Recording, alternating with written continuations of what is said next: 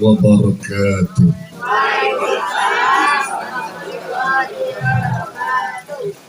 Bismillahirrahmanirrahim.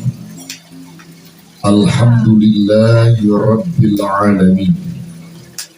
Nahmaduhu hamdas syakirin wa natawakkalu alaihi innahu yuhibbul mutawakkilin. Wassalatu wassalamu ala sayyidil mursalin wa imamil muttaqin sayyidil ghurril muhajjalin wa qaidil mujahidin nabiyyina wa syafi'ina wa maulana Muhammad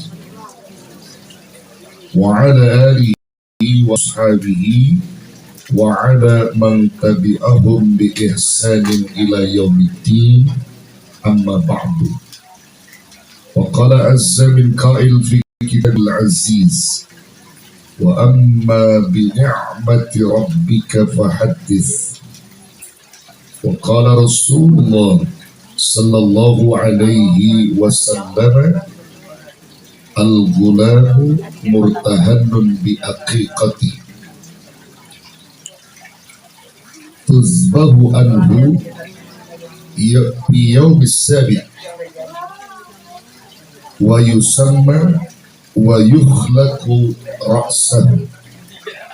Sadaqallahul azim wa qad balagha rasuluhun nabiyul habibul karim wa nahnu ala dhalika minasy syahidin wasyakirin walhamdulillahi rabbil alamin. Bu-ibu, ini serak-serak dikit saya. Semalam 2 tempat maulid ya. Jadi beriak-beriak terus nih ya. Jadi mohon dimaklum ya. Iya, ya alhamdulillah jiwa antum ya. Jadi agak serak-serak ibu ya. Kalau ya yang penting ibu dapat ilmu deh begitu ya. Ibu-ibu jamaah majlis tazkirah, majlis tasyakur yang saya hormati dan muliakan, terkhusus keluarga besar sahibul bait, sahibul hajat, yakni saudara Teguh dan saudari Nining beserta keluarganya yang saya muliakan, dan juga Ibu Haja Purnama, pimpinan Majlis Zikir wa Ta'lim Masjid Al-Istiqomah, Bu Haji Mai, pimpinan Majlis Zikir wa Ta'lim Al-Hasan. Ada 2 jumlah. Dan semua yang hadir kesempatan sore hari ini, yang insya Allah selalu diberkahi Allah. Amin ya rabbal alamin.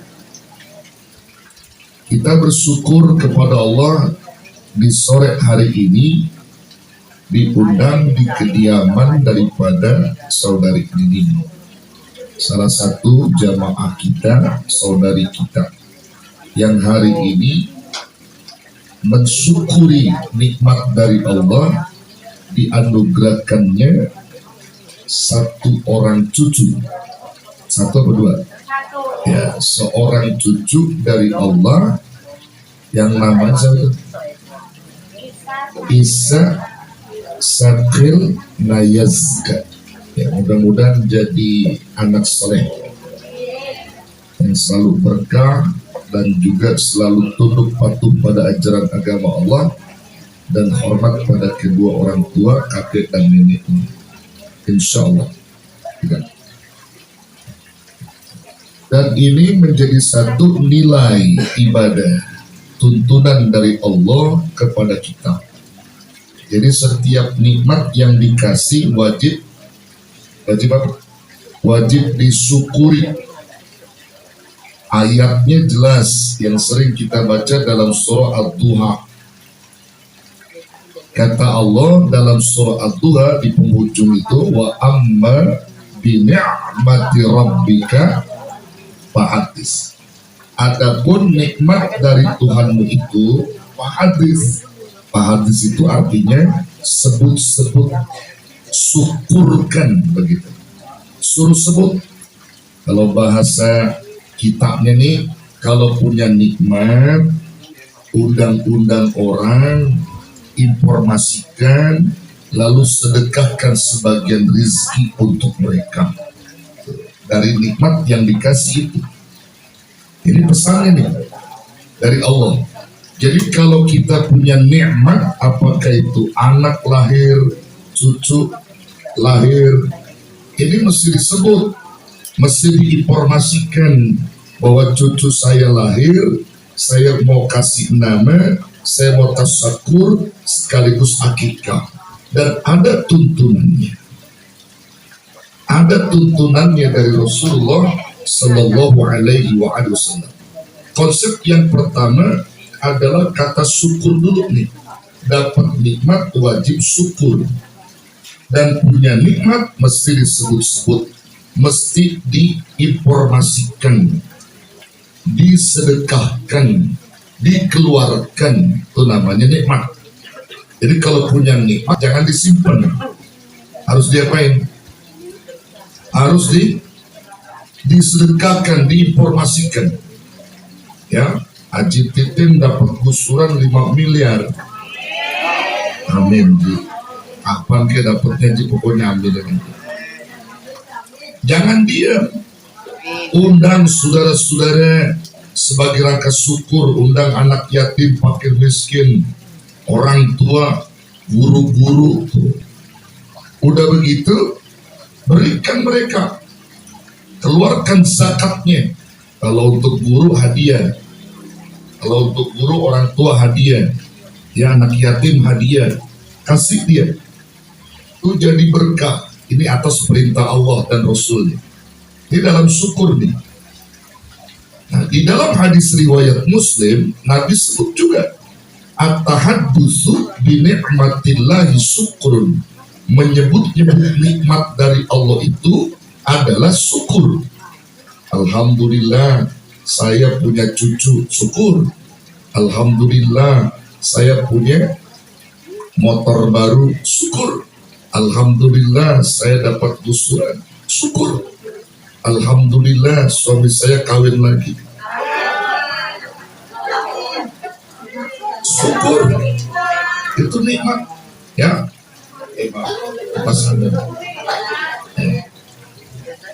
Jadi semua itu adalah mesti disebut. At-tahaddusu bi ni'matillahi syukur. Man lam yashkuril qalil lam yashkuril katsir.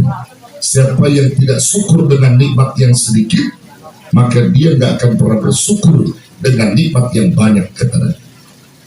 Wa man lam yashkurin nas lam yashkurillah. Siapa yang tidak bersyukur kepada manusia, maka dia tidak bersyukur kepada Allah. Jadi syukur kepada manusia itu begini nih, Nini ngundang kita, kita hadir, Nini bersyukur, kita hadir, kita juga bersyukur, datang kemari, dapat pahala, dapat ilmu, juga dapat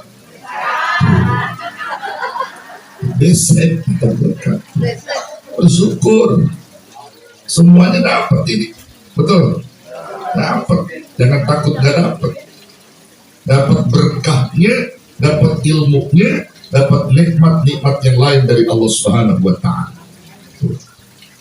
Bagaimana dengan konsep akikah disebut syukur? Karena anak atau cucu yang lahir itu adalah suatu nikmat, anugerah, disyukuri berdasarkan tuntunan yang diperintah Rasulullah. Sampai dalam hadis sahih disebutkan oleh Nabi, al-gulamu murtahanun bi aqiqati. Seorang bayi itu yang baru dilahirkan tergadai dengan akikahnya. Kata rohnun, murtahanun itu dimana tergadai. Jadi kalau itu anak tergadai, sebagai tebusannya Nabi ajarin tebus dengan akikah, agar anak itu menjadi korina pada dirimu, kemudian mengakui atas keberadaannya yang Allah turunkan dia sebagai anak atau cucumu, sebagai bentuk pengakuan darah daging yang Allah titipkan kepada kamu. Bahkan kelak kalau ia wafat di waktu kecil, dia bisa memberi syafaat untuk kedua orang tua. Itu anak yang diakikahkan. Jadi ditebus dengan akikah. Tuh, bagi orang-orang yang diberi kemampuan, kata beberapa ulama fikih wajib. Ada yang mengatakan sunnah muakkadah. Macam-macam bentuk hukumnya ini. Jadi diakikahkan, dia tebus. Nah, bahkan ulama-ulama kita dalam ilmu tafsir hadisnya menyebutkan kata rohnun di hadis ini murta'anun, asal kata rohnun. Rohnun itu tergadai atau terhalang. Imam Malik dan Imam Ahmad di dalam menafsirkan kata terhalang ada dua. Ada berapa, Bu? Ada dua. Yang pertama, anak kalau belum diakikahkan maka terhalang dari pertumbuhan baiknya. Jadi pertumbuhan baiknya terhalang. Jadi kalau bahasa orang sekarang nih anak susah dengerin omongan orang tua. Kalau disuruh ngaji ogah, disuruh ini, akibat di mana belum diakikahkan. Pertumbuhan baiknya sulit, berkembangnya itu sulit dalam baik kalau belum diakikahkan. Maka kalau ada ibu-ibu yang nakal itu belum diakikahkan. Ada ibu-ibu yang nakal ada. Dia suruh ngaji ogah, ya suruh apa aja ogah, tapi kalau ngomongin orang paling rajin, itu nakal tuh. Itu biasanya belum diakikahkan. Ya. Jadi terhalang dari pertumbuhan baiknya. Yang kedua, kata rohnun itu terhalang untuk memberi syafaat kepada kedua orang tua. Nggak bisa kalau anak yang belum diakikahkan belum bisa ngasih syafaat. Makanya penting akikah. Dengan apa akikah yang dimaksudkan? Sebagai bentuk tasyakurnya, Nabi ngajarin dalam konteks hadis yang tadi saya baca, melanjutkan tuzbahu anhu yaum sabi' atau yaum sabi', disembelihkan hewan yang dimaksud adalah kambing. Kalau laki 2, perempuan 1 kambingnya. Sunahnya begitu. Nah, potongin tuh kambing ya sebagai rangka syukur akikah. Lalu dagingnya dimasak. Begitu dimasak, disedekahkan, dihadiahkan. Ya, masaknya disunahkan yang manis-manis, dikecapin, disemur. Atau ada juga dibagi 2, yang 1 digulai, 1 disemur. Itu sunah. Sunahnya begitu. Jangan dibagi mentah. Kalau dibagi mentah jadi kurban. Daging bukan akikah. Nah, ini biar tahu fikihnya. Ya, kan niatnya akikah, nggak ada niat akikah. Nabi ngajarin masak. Dagingnya baru disedekahkan, dihadiahkan. Itu baru terjadi akikah. Kalau mentah nggak jadi akikah, walaupun niatnya akikah. Karena tata cara yang dilakukan Rasul tidak diikuti oleh kita. Ya, masak dulu, baru dibagiin. Katanya yang akikah nggak boleh makan, Kiai. Kalau bayi ya iya, dia bagaimana mau makan. Kalau sahibul bayi boleh mencicipi akikah, boleh. Namanya mencicipi kan paling juga beberapa mangkok, jangan sampai 2 kuali. Ya, jadi mencicipi boleh. Yang sahibul baitnya, sahibul hajatnya, dia makan juga dari akikah boleh. Gimana? Nggak boleh, itu korban namanya. Iya, itu korban di ibu sekalian. Jadi harus matang baginya. Dia matang dibagiin. Ya sunahnya. Akan bagusnya mah dimasak sendiri, bagusnya. Bukan dimasakin orang. Nah, lebih afdol di rumah kita ngeliat, kita masak deh. Ya bagusnya begitu, bagusnya. Tapi kalau nggak sempat dimasakin, nggak jadi masalah. Tapi itu mengurangi daripada sunnah. Ya. Jadi diakikahkan dia. Kalau laki 2 kambingnya, perempuan 1 kambing. Ya, 1 kambing kalau perempuan. Setelah itu apa? Setelah itu Nabi ngajarin lagi, wa yusamma, memberi nama yang bagus pada anak. Tadi udah namanya, ya. Isa, Sakila, Nayazka. Isa itu artinya hidup. Ya, Isa hidup. Ya, Sakila itu bisa berarti keberkahan. Ya, jadi boleh dibilang anak yang hidup dalam berkah ini, insya Allah. Ya, Sakila, Isa itu hidup. Asa yang is hidup. Nah, memberi nama yang bagus. Setelah itu apa? Seiring dengan tuntunan berikutnya adalah wa yukhlaqu ra'sahu, mencukur rambutnya. Setelah dicukur rambutnya, ada sunnah berikutnya yang diajarkan Nabi. Maka botakin palanya, lalu timbang rambutnya dengan harga emas atau perak. Kalau yang mampu emas, timbang dengan emas tuh. Kira-kira rambutnya itu ada nggak sekilo? Ada nggak rambut anak bayi sekilo itu? Ada, paling beberapa gram dah ya. Ya katakan kalau dia masuk 1 gram atau setengah gram, bikinlah 2 gram misalnya begitu, lebih boleh. Ya, nanti uangnya disedekahkan ke anak yatim, itu jadi berkah. Nah, itu redaksi hadis pertama. Hadis yang kedua sama, ini lebih sahih. Nabi lebih membahasakan kebiasaan kita dalam hari-hari. Yang diriwayatkan oleh Imam Muslim, kata Nabi, ma'al gulami akikotun, bersama bayi ada akikatnya. Ya. Kemudian membuang penyakit daripadanya. Membuang penyakit daripadanya itu artinya mencukur rambutnya. Kalau orang Betawi bilang apa? Rambut sawan. Ya, rambut sawan. Kalau rambut lahir nih, anaknya gembel nih dari perut ibunya misalnya, itu mesti dibotak gitu. Kalau udah 7 hari, 21 hari atau yang udah agak kuat gitu palanya, maka dibotak rambutnya. Walaupun bagus, jangan sampai dipelihara biar bagus nih. Itu banyak penyakitnya itu. Ya, banyak penyakitnya. Makanya ibu kalau sakit-sakitan mulu botak, cukur rambutnya. Iya, botak aja. Botak boleh jadi itu rambut sawan yang belum kena kecukur bisa jadi. Ya bu. Ya, itu dalam redaksi hadis yang lain tuh. Nah kemudian baru siramkan darah olehnya, maksudnya potong hewan tadi itu ya, itu dalam hadis yang lain. Nah ibu-ibu sekalian, ibu mesti paham. Dulu di zaman jahiliyah yang namanya akikah itu udah ada.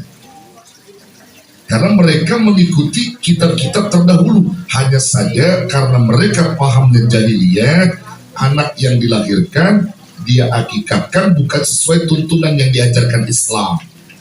Justru kambing atau hewan-hewan yang dia potongkan, lalu darahnya dibuat mandi bayi. Jadi diolesin darahnya. Darah apa? Darah hewan yang dipotong itu, kepala bayi, kemudian ke tubuhnya dimandiin sama darah hewan. Itu di zaman jahiliyah. Maka turun Islam tidak begitu. Yang dikatakan siramkan darah padanya bukan disiramkan darah, potongin hewan, darahnya diserap bumi, dagingnya dimakan oleh fakir miskin, anak yatim dan seterusnya, disedekahkan. Nah, yang ada kata Nabi, anak itu diborehin minyak wangi palaknya, minyak wangi dikasih. Itu semua tuntunan dari Rasulullah Sallallahu Alaihi Wasallam. Jadi ibu-ibu sekalian, bahwa tasakur akikah bukan sembarang tasakur, ada tuntunannya, ada perintahnya, ya, dari Allah Subhanahu Wa Taala.